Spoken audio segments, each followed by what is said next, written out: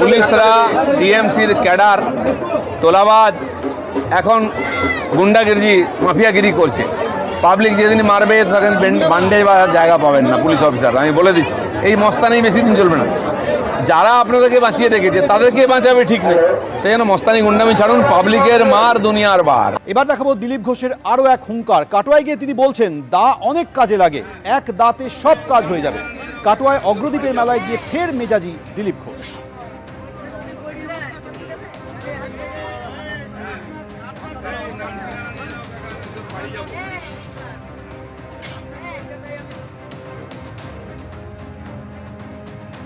এর আগে বিভিন্ন সময় দিলীপ ঘোষ একের পর এক হুঁশিয়ারি দিয়েছেন, কখনো তরোয়াল নিয়ে হুঁশিয়ারি দিয়েছেন, কখনো লাঠি হাতে, কখনো আজ কাটারি হাতে, আর কখনো বা গদা হাতে।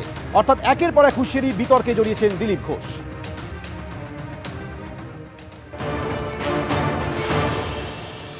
দাটা নিলেন কেন যদি একটু বলতেন দাদা? দাটা অনেক কাজে লাগে। কি একবার বলুন দাদা, একবার কি কাজে লাগবে? দা রামনবমী আছে সামনে, সব কাজ হয়ে যাবে এক দাঁতে। দা নিয়ে মোবাইলে ছবি তুলে যদি বলেন এটাতেই কাজ হয়ে যাবে, তাহলে কিন্তু সঙ্গে সঙ্গে সেটা যদি পুলিশের চোখে পড়ে, পুলিশ গিয়ে তাকে অ্যারেস্ট করে নেয়। কারণ তারা দেখে যাতে অপরাধটা নিবারণ করা যায়। তার মনে যদি কাউকে হত্যা করার উদ্দেশ্য থাকে, হিংসামূলক উদ্দেশ্য থাকে, দা তো হতেই পারে সেটা একটা মারাত্মক অস্ত্র। তাই জন্যে ডিটারেন্ট হিসেবে পুলিশ তাকে অ্যারেস্ট করে নেয় বা তাকে জানতে চেষ্টা করে তুমি হয়ে যাবে মানে কি কাজের কথা বলছিলে। এটা হচ্ছে সাধারণভাবে। দিলীপ ঘোষ আছেন, দিলীপ ঘোষের বিরুদ্ধে এই সব কাজ বা কথার জন্যে অনেক আগেই তাকে অ্যারেস্ট করে নেওয়া উচিত ছিল। এই বিজেপির নেতারা সমাজে হিংসা ছড়ানোর চেষ্টা করছেন। ফের হুমায়ুন অস্বস্তি তৃণমূলের। কেন একথা বলছি? কারণ শুভেন্দু অধিকারীর পর এবার দিলীপ ঘোষের সমর্থনেই কথা বললেন হুমায়ুন কবির, ভরতপুরের তৃণমূল বিধায়ক। বিতর্কিত মন্তব্যের জেরে দলের শৃঙ্খলারক্ষা কমিটির সামনে হাজিরা দিয়ে সুর নরমের পর এবার দিলীপ স্তুতি শোনা গেল ভরতপুরের তৃণমূল বিধায়কের মুখে। ঘেউ ঘেউ বাড়ি থেকে টেনে নিয়ে এসে রাস্তায় পেটানোর হুঁশিয়ারির পরও দিলীপ ঘোষের পাশেই হুমায়ুন কবির। খড়গপুরের তৃণমূল কংগ্রেস কর্মীদের বিক্ষোভেরও সমালোচনা হুমায়ুন কবিরের। খড়গপুরে তৃণমূল কর্মীদের দিলীপের হুমকি, আর পাশেই দাঁড়ালেন তৃণমূলের বিধায়ক।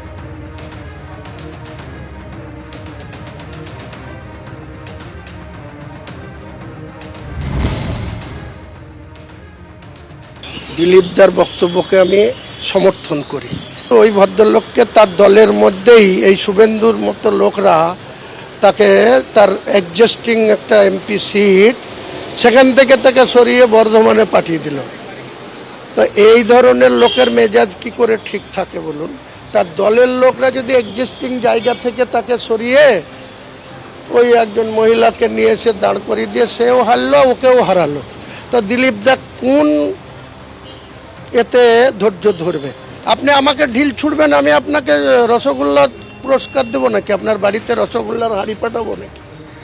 তো দিলীপ ঘোষকে যদি রাস্তায় কেউ হেনস্থা করে, তাকে যদি পদে পদে, ও কি করতে গিয়েছিল? আমি যা দেখেছি ওর এমপি ছিল, সেই এমপির অ্যালটমেন্টের টাকার একটা কোনো রাস্তা না কোনো কিছু উদ্বোধন করতে গিয়েছিল। তা সেটা তো বাধা দেওয়ার তো কোনো দরকার নেই, কেন বাধা দিতে? আর এইখানে আপনাদের সামনে রাখবো প্রদীপ সরকার, যিনি খড়গপুর পুরসভার 6 নম্বর ওয়ার্ডের তৃণমূল কাউন্সিলর, যেখানে এই ঘটনা ঘটেছিল, অর্থাৎ কুকথা শোনা গিয়েছিল দিলীপ ঘোষের মুখে। আজকে যখন হুমায়ুন কবির দিলীপ ঘোষের পাশে দাঁড়াচ্ছেন, তখন প্রদীপ সরকার বলছেন এই কথা বলার পর যে কোনো দলেরই কেউ সমর্থন করলে সেটা দুর্ভাগ্যজনক।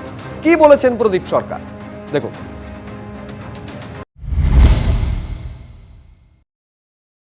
মানে হুমায়ুনদা এটা কেন বলেছে আমি জানি না, মানে যদি বলে থাকে খুবই দুর্ভাগ্যজনক। কেননা ঘটনাস্থলে উনি ছিলেন না। ঘটনাস্থল হচ্ছে দিলীপ ঘোষ খড়গপুরের মানুষকে দীর্ঘ 5 বছর ধরে বোকা বানিয়ে আসছে। ঠিক আছে, উনি এমপি ছিলেন, এমএলএ ছিলেন, কিন্তু খড়গপুরের কোনো উন্নয়নে উনি যুক্ত হতে পারেননি, না কোনো উন্নয়ন করেছেন।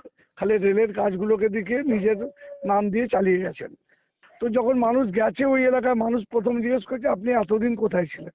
ঠিক আছে, তো এটা জিজ্ঞেস করা তো মানুষের অপরাধ না, আর ওটাতে তো তৃণমূল জিজ্ঞেস করেনি, করেছে তো এলাকার মানুষ।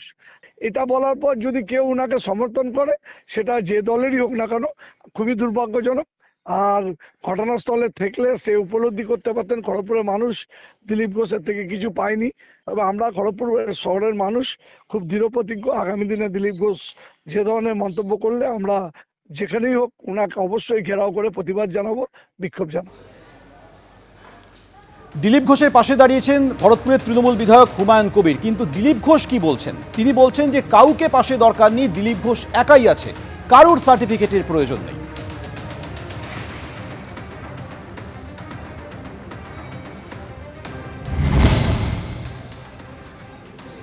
আমার কাউকে পাশে দরকার নেই, দিলীপ ঘোষ একাই আছে, আমি পার্টির সঙ্গে আছি। যেন কেউ পাশে থাকলো দূরে থাকলো, এবং হুমায়ুন কবির কি বলবেন আমার সম্বন্ধে অন্যের সম্বন্ধে সেটা ওনার মতামত, এ ব্যাপারে আমার কোনো মত নেই। দিলীপ ঘোষের কারো ঝগড়া নেই, ঝগড়া করি না, আমার সবার সঙ্গে বন্ধুত্ব আছে, বন্ধুত্ব করার চেষ্টা করি। বাকি কে কি বলবে সেটা আমার কোনো দায় নেই। না না, কারো সার্টিফিকেট দরকার নেই আমার।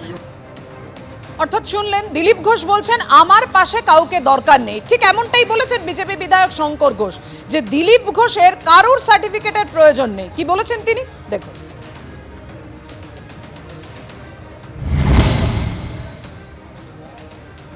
হুমায়ুন বাবুর সার্টিফিকেট দিলীপ বাবুর নেওয়ার প্রয়োজন আছে কিনা জানি না, তবে দিলীপ বাবু যেটা বলেছেন আমার মনে হয় সেটা দিলীপ বাবু নিজের এই পরিস্থিতিতে দাঁড়িয়ে যেটা করা উচিত তিনি সেটা করেছেন বলে মনে করেন, একথা সংবাদ মাধ্যমকে তিনি অনেকবার বলেছেন। এখন সব থেকে বড় প্রশ্ন হচ্ছে যে দিলীপ ঘোষের পাশে হুমায়ুন কবির এভাবে দাঁড়ায়, বিড়ম্বনায় কি পড়তে হচ্ছে না তৃণমূল কংগ্রেসকে? এই অবস্থায় জয়প্রকাশ মজুমদার, যিনি তৃণমূলের রাজ্য সহসভাপতি, তিনি বলছেন দল ইতিমধ্যেই তাকে সাবধান করেছে, দলের তরফে কোনো বিষয় নিয়ে মন্তব্য থেকে বিরত থাকতে বলা হয়েছে।